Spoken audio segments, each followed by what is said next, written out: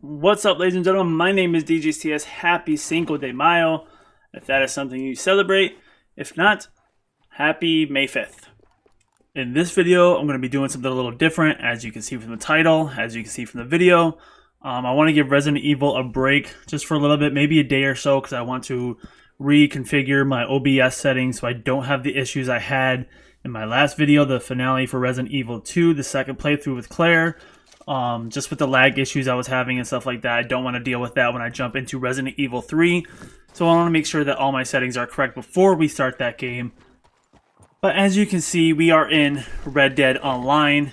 And in this video, we're going to be talking about what I feel is the biggest issue facing Red Dead Online in the future.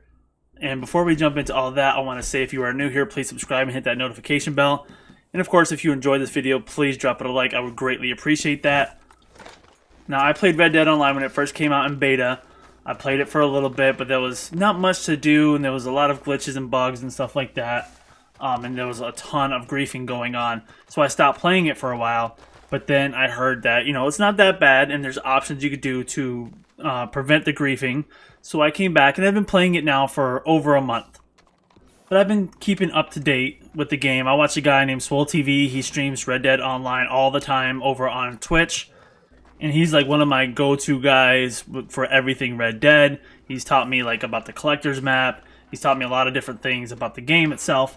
But going forward with Red Dead Online, and I've even talked about this with him, I brought it up to him. What is the biggest issue facing Red Dead Online?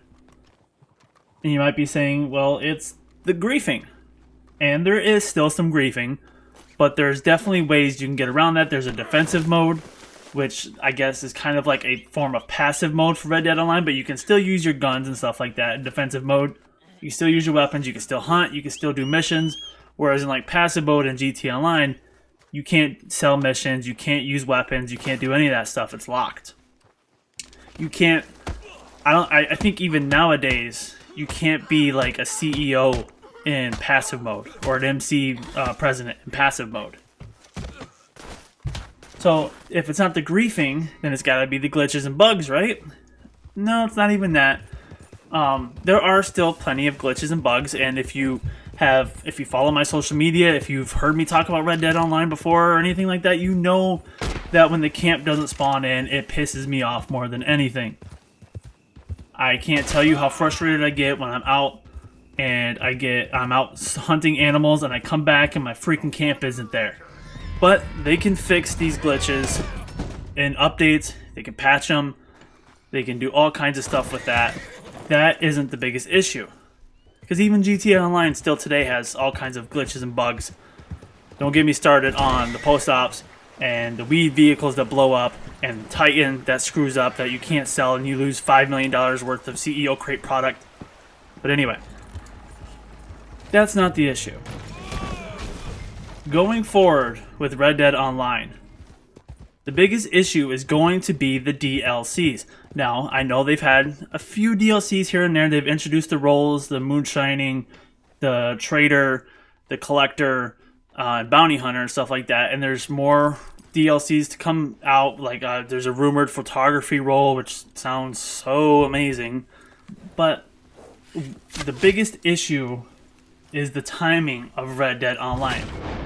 And what do you mean by timing? I mean the time that the game is set in. This takes place before story mode. Story mode takes place in 1899. So you figure this still takes place in 1899, maybe 1898. But there's not much they can do in the terms of content with that timing. A lot of people want vehicles. They want cars. The cars that existed in 1899 were essentially wagons with engines in them. And yeah, it may be easier than riding on a horse, but me personally, I run into NPCs on a horse when I'm like riding through Saint Denis or something like that. I can only imagine what it would be like if I was driving an automobile on these roads. And a lot of these roads, you wouldn't even be able to access on a vehicle. Like a lot of the mountain areas up in Amberino and that whole snow area up there in the northwest side of the map, there are so many trails up there you would not be able to get through in a vehicle. And as I said, the vehicles from back then they were wagons with engines in them. Cars that we know today didn't really come around until like 1908 with the Model T, and even then it was still kind of looked like a wagon.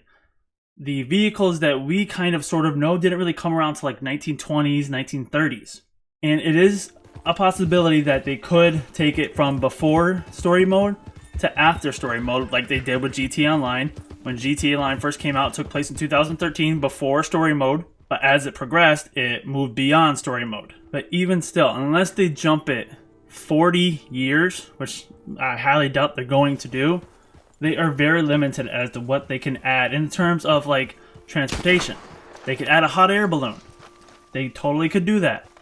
But I remember the hot air balloon mission in story mode, and it wasn't that great to navigate. There were actual planes back in 1899. However, we don't have any like airports or anything like that in the game, so it would be fairly difficult for us to just take off in a random spot or even to land. So I don't see planes coming to the game. So what can they add? Well, they can add heists. Again, this is something I talked with Swole TV about. You know, they can add train heists, bank heists, prison breaks, the casino boat. They can add heists like that. They can add other roles to play. They can add other missions. But because of the timing of the game, they're so limited as to what they can do, especially in the terms of making money. There's only so much stuff that happened back then. Those of us that play Red Dead Online, we want great things to come to Red Dead Online, and most likely they will. A lot of people think that Rockstar is ignoring the game right now, but the current progress of Red Dead Online reminds me of the beginning of GTA Online. For the first year or so, it was kind of stagnant. There wasn't much going on, but then eventually it took off and they started putting in a lot of new things.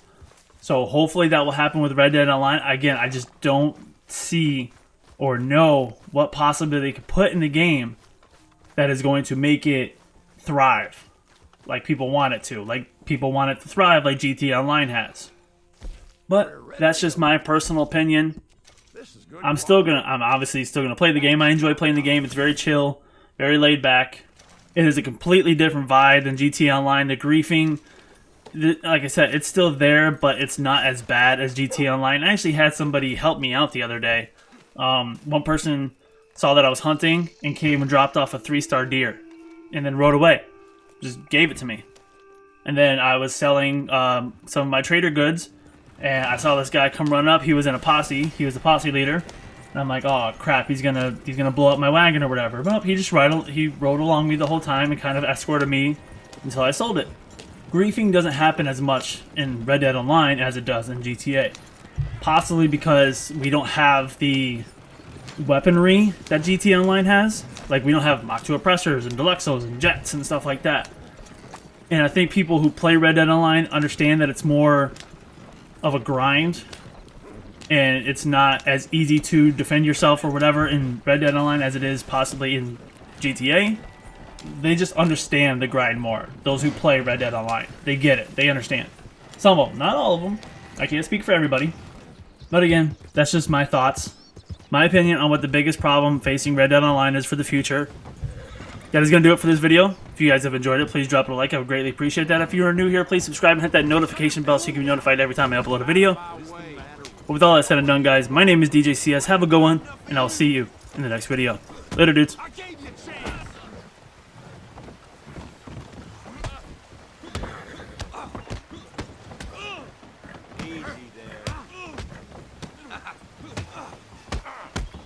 Gonna tear you apart.